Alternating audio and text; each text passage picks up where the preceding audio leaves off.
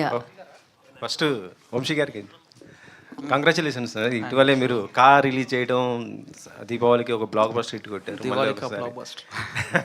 మళ్ళీ ఇది ఒక కాసుల వర్షం అనుకుంటాం. మళ్ళీ కాసుల వర్షం. Thank you. లాస్ట్ టైం కూడా అన్నట్టున్నారుగా కాసుల వర్షం, ఇది కూడా కురుస్తుంది. Thank you. సో ఒక సినిమా తీయటం ఎంత కష్టమో దాన్ని పబ్లిసిటీ చేసుకోవడం కూడా అంతే కష్టం అవుతున్న పరిస్థితి ఇది. పెద్ద స్టార్స్ కూడా తమ సినిమాల్ని పబ్లిసిటీ చేసుకోవడం కోసం షూటింగ్లు కూడా పక్కన పెట్టేసి చేస్తుంటారు. ఇప్పుడు ఉదాహరణ చెప్పాలంటే పుష్పనే అని చెప్పుకోవచ్చు. అల్లు అర్జున్ గారు దేశం మొత్తం తిరుగుతూ చేస్తున్నారు. కానీ ఇది ఒక చిన్న సినిమా. దీంట్లో మెయిన్ క్యాస్ట్ చూస్తుంటే ఒక వెన్నెల కిషోర్ గారు, తర్వాత అనన్య, ఇలాంటి వాళ్ళు ఉన్నారు. తన సినిమాకి తనే ప్రెస్ మీట్కి రాకపోవటం ఏంటి సార్? అంటే పబ్లిసిటీ ఆయన వస్తే ఎక్కువ బాగుంటుంది కదా, ఆయన సినిమాకి ఆయన వస్తే రాకపోవటం ఏంటి? లేదు, రాకపోవటం అనేం లేదు.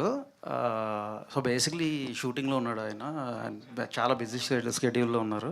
అంటే అలా అని మేము బిజీ కాదులే కానీ.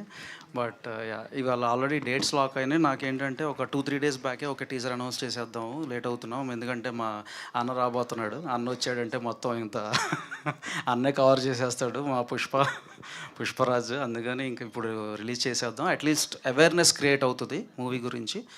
అండ్ పుష్పక్ డోర్స్ ఓపెన్ చేసి ఆ తర్వాత ఒక 10 డేస్కో 12 డేస్కో అప్పుడు మళ్ళీ then we can start back promotional activity అన్నాం.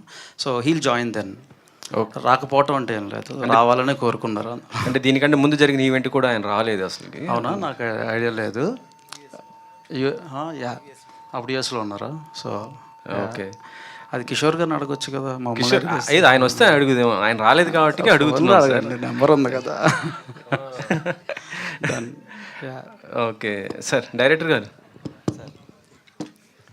చంటబ్బాయి తాలూకా అంటున్నారు. గతంలో మనం చూసాం మెగాస్టార్ చిరంజీవి